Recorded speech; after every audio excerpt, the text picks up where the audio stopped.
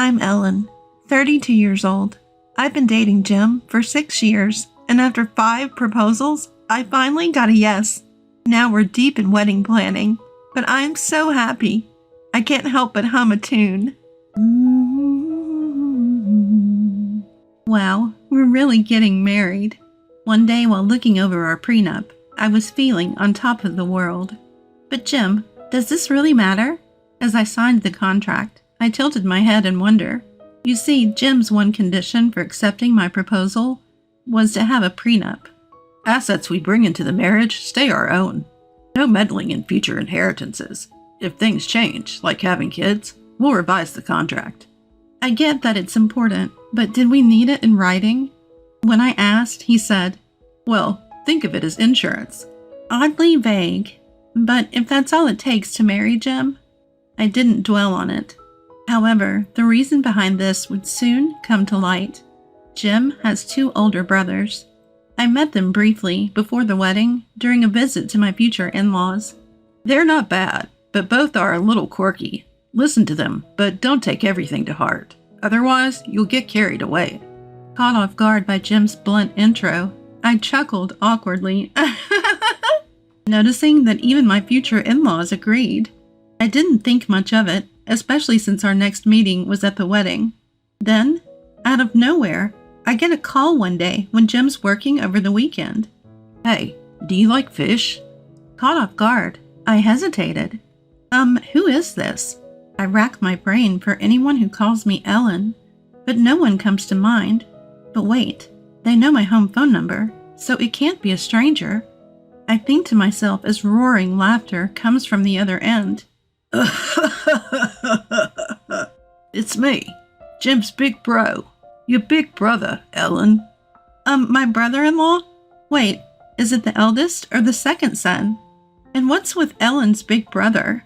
I hold my tongue and ask, what's going on? We're just back from fishing and caught a ton of rainbow trout. Can't eat 'em all, so thought you might like some. Jim loves trout meunier, he says, which immediately lifts my spirits. Thank you. Jim is working today, but he'll be thrilled to have meunier when he gets back. I hang up and dart to the fridge.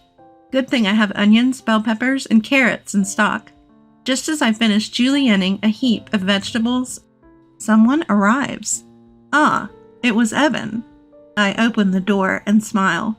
Then, Quick, the bathroom, and cover the taxi fare for me, will ya? Okay. I pay the taxi driver as my brother-in-law rushes to the toilet.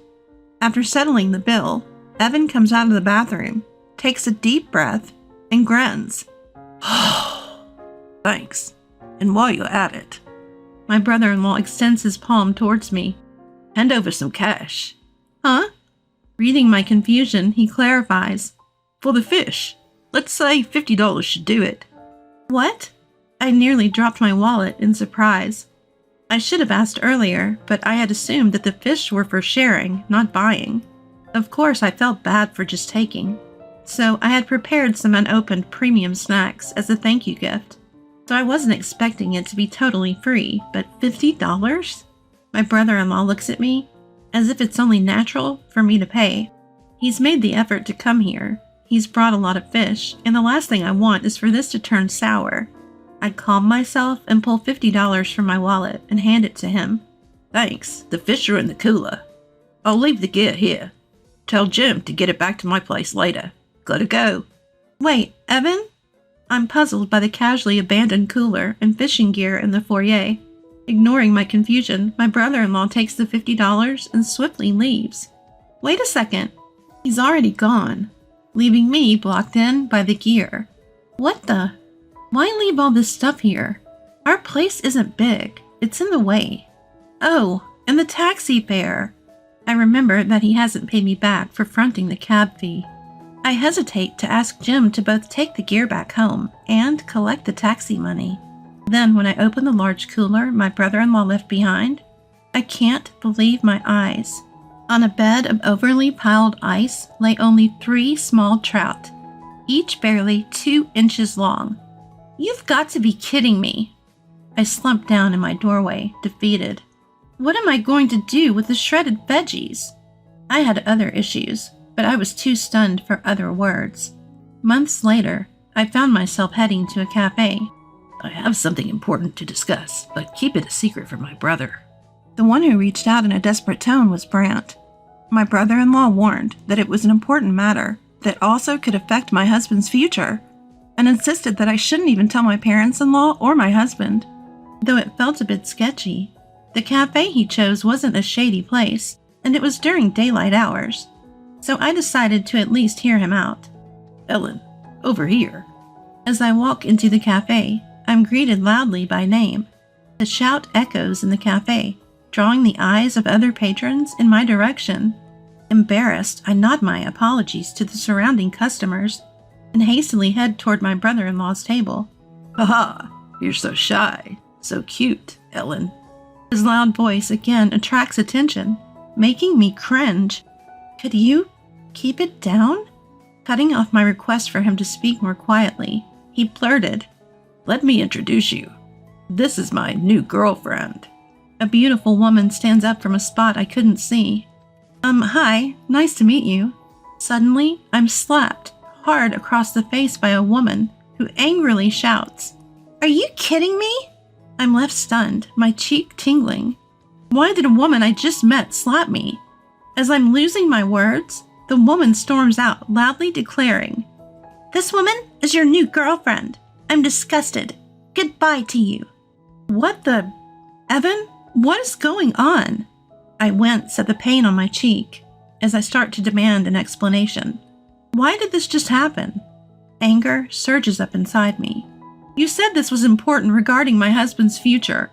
Outrageous, I protested, but my brother-in-law just laughed it off. My brother-in-law chuckles. Sorry, we were breaking up. You helped me clear the air. Thanks for playing the role of the girlfriend. Hey, don't get mad. Let's talk this through, Ellen. Don't call me Ellen. Although I'm furious, my brother-in-law is unfazed. Oh, come on. This kind of thing happens. Are you kidding me? This is the first time something like this has happened to me. How can I possibly stay calm? I couldn't help but yell. Then my brother-in-law says, Wow, Ellen, you're scarier than you look. Surprising. But hey, look around. You're freaking out the other customers. I snap back to reality. As I look around, I see a multitude of faces staring at me. Confusion, annoyance, curiosity. Unable to withstand the gazes, I crouch down. My brother-in-law strides past me. Well, see you. Say hi to Jim for me. Evan, wait! Before I could catch up, he's out of the cafe. Then a timid waiter approaches me. I'm sorry, your bill? What the heck is going on? I wouldn't have shouted just like that if no one were around to hear me. I was fed up with Evan and Brant for what they had put me through. I told my husband everything, and we agreed to ignore any messages from his brothers, unless absolutely necessary. Any necessary communication would go through my husband, and that's how we'd been handling it. But when it comes to my parents-in-law, it's a different story. They've always been wonderful to me, and besides, they're my beloved husband's parents. There's no way I could say no to joining their 60th birthday celebration. Wow, this place is bigger than I imagined. It's breathtaking, and the garden looks amazing. Is that a guest house? Yes, the main house is relatively new, but the guest house is a relocated traditional home. It's about 230 years old. Thatched roofs and verandas? Does that work well? Can I take pictures later? My mother-in-law, who loves old buildings, looked delighted, which made me smile too. Of course. My mother-in-law's cheeks flushed charmingly, and next to her my father-in-law leaned against a thick pillar, squinting in satisfaction. They both looked incredibly happy. They'd requested the party be held in this old house I'd recently inherited from my grandparents. Our first meeting was during a tour of old buildings. We sat side by side on the porch, had coffee, and hit it off when we realized we were the same age. It was some time ago when my father-in-law shared his bashful story of how he and my mother-in-law first met. Perhaps I should have invited you before we started moving the furniture.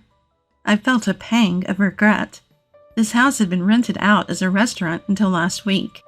After its closing, they had requested to tour the empty place. but maybe I should have shown it to them when it was still furnished. No worries, it's perfect this way. The peace and quiet lets us really soak in the atmosphere, my mother-in-law reassured me. True to their word, my parents-in-law arrived 2 hours earlier than the party was scheduled, taking their time exploring the house and enjoying coffee on the veranda. And then, the peaceful atmosphere was broken by noisy footsteps. What? Only Jim is here to welcome us? No one else? And catering for dinner? Seriously? It's hard to believe. The only one who gently set Brant straight was my husband, Jim. Come on, this is Mom's request, and you act like it's a letdown. But this is a deluxe bento box from a popular restaurant.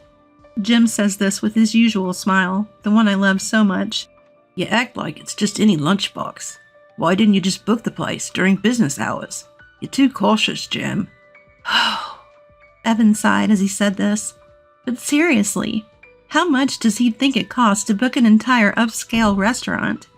You're complaining about today's party expenses being high, and you call me frugal? Plus, they haven't even paid me back for the cab fare from when they dumped those 3 measly trout on me, or for the expenses from their lovers' quarrel. I can't just let them walk all over me. I muttered some choice words under my breath. This was all unfolding on the day of my in-laws' 60th birthday celebration. As soon as my parents-in-law were off exploring another part of the estate, Brant blurted out, Hey, I've got a great idea. Yeah, your great idea doesn't usually mean good news for me. I must have shown my thoughts in my face because my husband sitting next to me looked concerned. And sure enough, both Evan and Brant started to smirk. We're family, aren't we? My husband tilted his head, clearly puzzled by the sudden inquiry.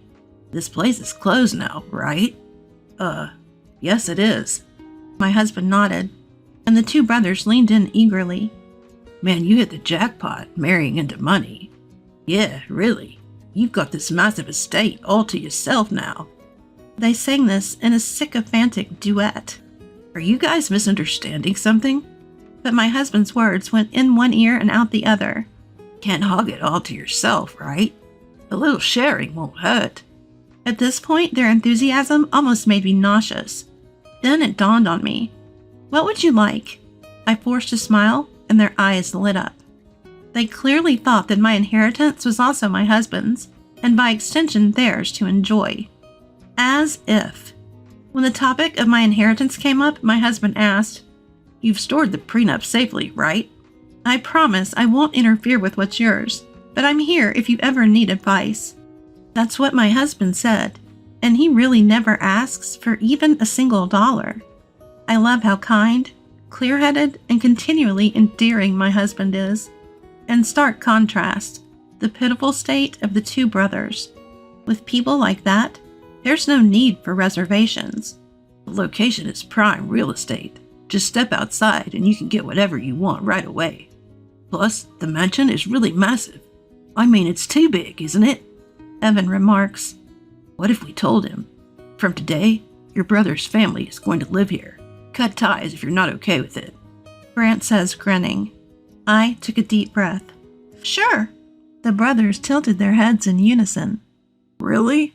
Despite having initiated the conversation, they seemed a bit taken aback when I reassured them.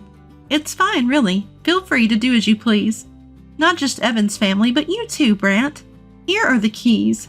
Handing them the bundle of keys, they all looked pleased with themselves. Good on you for being so understanding. Nice going, sis. Eagerly, they began their moving preparations. Ellen? I turned my real smile toward my concerned husband. Don't worry, it's all good. Fast forward to a few days later. We were relaxing at home when the doorbell was frantically rung. Opening it, we found my brothers-in-law pale as ghosts. What the hell is going on? Tell them to stop now. They were panicking, full of desperation. Our house is being demolished. We got home, and there were heavy machines tearing it down. We told them to stop, but they won't listen. So what are you going to do about it? That was the general vibe coming from my brothers-in-law when I calmly chimed in. Well, that makes sense. Everyone's eyes suddenly turned to me. What do you mean? A tower apartment is going to be built there. They can't build it without tearing down the house, can they? Huh? Both my brothers-in-law were dumbfounded. The reason the fancy restaurant shut down, or rather moved, was for that project. We kept the utility contracts through the end of last month because of the 60th birthday celebration. Was today inconvenient for you? Aha. Realization dawned on them, and they went pale. Is this some kind of joke, Ellen? Even if they say it's a joke, the bulldozer's already here, so there's no room for jokes. Especially when the bulldozer is already here. What's the point of lying about this? Maybe you should start taking out some valuables. Tired of their complaints, I laid out the harsh reality for my brothers-in-law. Look, I made it clear when I asked for the demolition. Please get rid of everything left in the house. If the bulldozer is already working, I guess this will be over sooner rather than later. If I were you, I'd stop complaining and start taking out the important stuff. They looked at each other and then yelled, This is bad. Go, go, go, hurry up. As I watched the two rush out, I turned to my husband. Nobody really told them, huh? My husband sighed deeply with a wry smile. We've all been strung along enough. Maybe a hard lesson is what they need. I hope it wasn't too much trouble for the workers, though. Yes, I had informed not only my husband, but also my in-laws that I'd given the keys to my brothers-in-law and that they were planning to move. Of course, I'd also told them that the house was already sold, including the date of the turnover. So the decision was in their hands, whether or not to tell their brothers-in-law about the truth. In the end, everyone kept quiet. Don't worry, the buyer and the contractors are already in the loop, I assured them. I had a feeling it would come to this, so I had explained it to the buyer in advance. I hope they learned their lesson, my husband said. With that, we went to sleep. The next day, I can't believe they went this far. My mother-in-law sighed heavily. In the living room, my brothers-in-law seemed to shrink. They couldn't get in during the daytime because the workers stopped them, so they snuck in at night. Well... Yes, they had ignored the no trespassing signs and tried to take valuables in the middle of the night. But a neighbor noticed their flashlight and called the cops, so they were easily caught. So you even managed to get into trouble with the police without taking anything of importance, my mother-in-law continued. Well, you see. My brothers-in-law attempted to explain, but no one was interested in their excuses. The past wrongdoings also came up, making it even worse for them. Both of you should apologize to Ellen, my husband said.